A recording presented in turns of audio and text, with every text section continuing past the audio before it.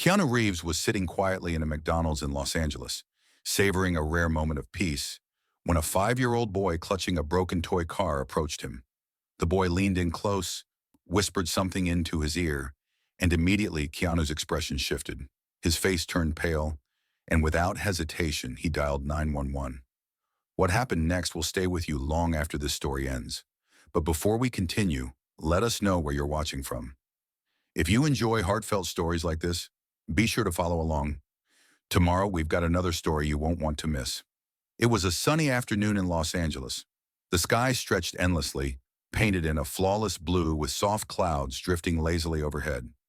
The Hollywood sign gleamed in the distance, reflecting the warmth of the sun. Keanu, known for his humility and quiet charisma, was driving back from a charity event dedicated to underprivileged children. He had spent hours volunteering his time, fully immersed in activities and giving back to a cause he deeply believed in. Feeling a mix of exhaustion and contentment, Keanu decided to break his routine. Instead of heading straight home or visiting an upscale restaurant, he pulled into a McDonald's on a busy avenue. The thought of something simple, a moment of normalcy, brought a quiet smile to his face. Inside the bustling restaurant, families filled the tables. Children's laughter rang out from the small play area, and the familiar scent of fries and burgers hung in the air. Keanu stepped inside, dressed casually in a black t-shirt and sunglasses, blending into the background as much as possible. After ordering a straightforward meal, he found a quiet corner to sit, turning off his phone to fully enjoy the moment. As he ate, something caught his attention. A young boy, no older than 5, was sitting a few tables away, glancing repeatedly in his direction. The boy had messy blonde hair, wore a slightly faded blue shirt, and clutched a broken toy car as if it were his most prized possession. His wide eyes shimmered with curiosity and hesitation. Keanu smiled subtly at the boy, finding the scene endearing, then returned to his meal. But the boy didn't look away. He seemed to be gathering courage, his small body fidgeting with nervous energy. Sitting beside the boy was a tall man in a pristine suit, engrossed in a phone call. The man's rigid posture and stern expression contrasted starkly with the boy's vulnerability. Every small movement the boy made earned a cold glance from the man, as though even breathing out of sync might upset him. The tension between them was impossible for Keanu to ignore. After a few minutes of quiet observation, the boy did something unexpected. He slid off his chair, clutching the broken car tightly, and began walking slowly toward Keanu. The restaurant seemed to quiet around them, the world shrinking to just the boy's hesitant steps. Keanu set his food aside, his full attention on the boy. When the child reached him, he stopped, trembling slightly. His tiny hand gripped the toy tighter, and his lips pressed together as if he were struggling to speak. Keanu leaned forward gently, encouraging him. The boy stepped closer, tilting his head toward Keanu's ear, and whispered something so faint that Keanu had to lean further to catch it. Whatever the boy said made Keanu's expression change instantly. Before he could respond, the man from the boy's table, the one Keanu would soon know as Mr. Harris, noticed the child was gone. Slowly, Harris rose from his seat, adjusting his suit jacket. His movements were deliberate, controlled, but his eyes betrayed an edge of irritation as they locked onto Keanu. The man began walking toward them. Keanu straightened, instinctively placing himself between the boy and Harris. Harris stopped just short of them, forcing a strained smile. "Sorry about this," Harris said, his tone polished but devoid of warmth. "Ethan can be a little too curious sometimes. I hope he hasn't been bothering you." Keanu's years of reading people kicked in immediately. Something about Harris felt off.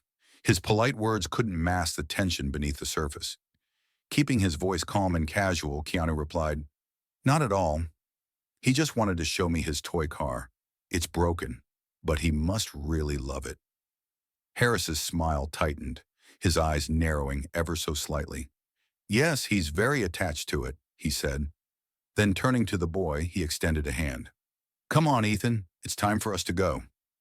But Ethan didn't move. Instead, he took a small step back, hiding partially behind Keanu. His silence was louder than words. Harris's smile faltered. His tone grew firmer.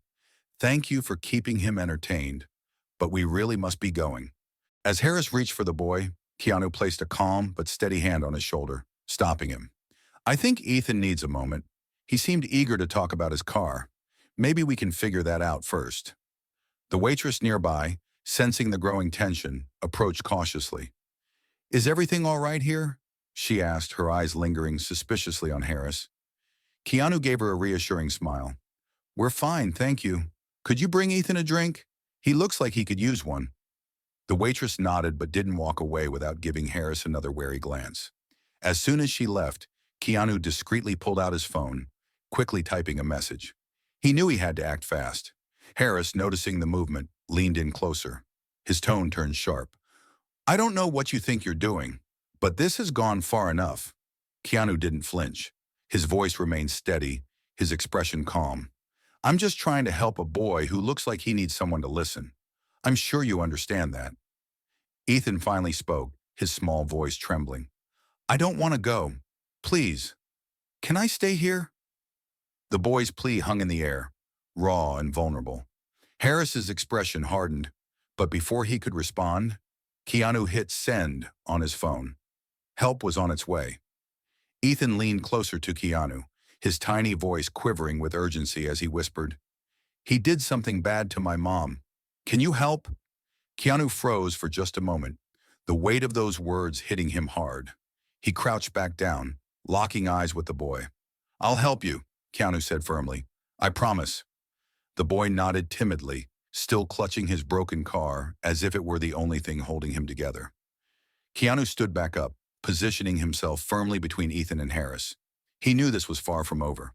The fear in Ethan's eyes didn't waver as he glanced nervously back at Harris, almost as if dreading the man had overheard his words. Harris, noticing the exchange between Ethan and Keanu, abruptly stood from his chair. He adjusted his suit jacket, his forced smile doing little to mask the growing irritation etched on his face.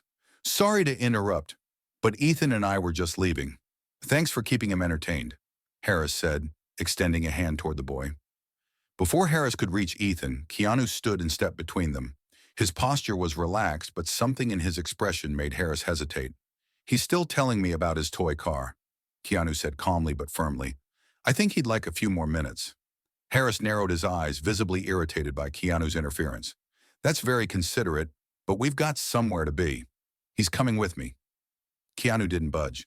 "Kids need time to talk," he replied, his tone steady. "I'm sure you understand that." For a moment, Harris's mask of patience slipped, but he quickly forced it back into place. "Of course," he said tightly, "but we're on a tight schedule." Before the tension could escalate, the waitress approached with a folded piece of paper, subtly slipping it onto the table near Keanu. Pretending it was a napkin, she walked away briskly. Keanu unfolded the note, his eyes quickly scanning the words. "The police are on their way." Relief washed over him, but he knew the danger wasn't over yet. He looked down at Ethan, offering a reassuring smile, then turned back to Harris. "Why don't we all take a moment to sit?" "Ethan just needs a little time to breathe," Keanu said, keeping his voice even. Harris glared at him but grudgingly sat back down. Though his demeanor remained controlled, he couldn't hide the occasional sharp glance at Keanu and Ethan. Muttering into his phone, Harris seemed increasingly agitated with every passing second. Keanu knew time was running out. He had to protect Ethan while piecing together what was really happening. Harris ended his call, rising from the table once again. His expression was darker now, his voice laced with menace. "You don't know who you're dealing with," he muttered, taking a step toward the door. Keanu's gaze didn't waver. "Maybe I don't," he said, "but if you try to leave, the police will." At that moment, the restaurant doors swung open. 2 police officers entered, their eyes scanning the room with purpose. The waitress discreetly gestured toward Keanu's table. Ethan clung to Keanu's arm, trembling as Keanu crouched beside him and whispered, "It's okay. They're here to help." Harris straightened, adjusting his jacket with calculated movements. His smile was tight and insincere as the officers approached.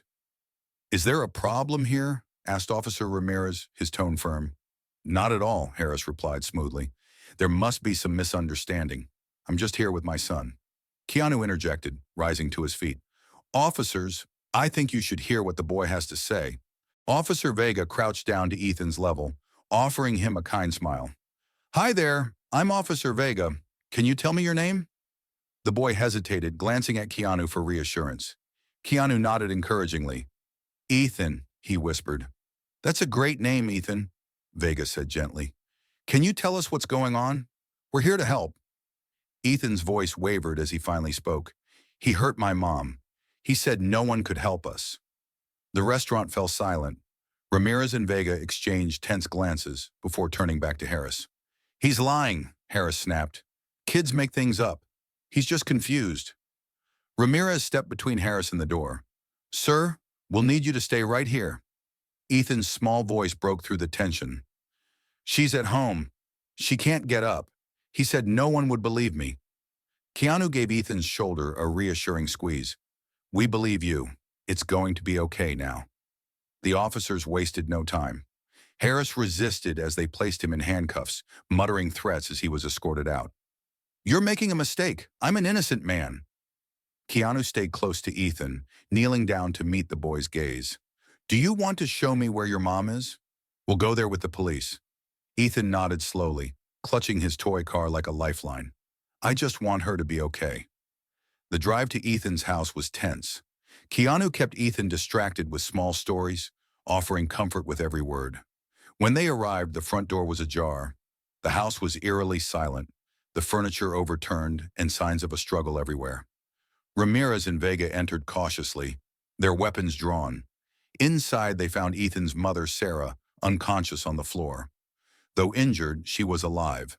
Paramedics were called, and while Sarah was stabilized, Vega discovered Harris's backpack. Inside were notes detailing his plans to abduct Ethan. As Harris was driven away, yelling threats from the patrol car, Keanu stayed by Ethan's side. It's over now, he promised the boy. Days later, Sarah, recovering in the hospital, thanked Keanu through tears. I don't know how to repay you. You saved our lives. Keanu simply smiled. The real hero here is Ethan. He was brave enough to speak up. Months passed, and Ethan was honored by the police for his courage. At the ceremony, he handed Keanu a drawing of the two of them holding hands. Above it, in colorful letters, he had written, My hero. Keanu looked down at Ethan, his voice warm. You're the real hero, Ethan. Asking for help takes more courage than anything else.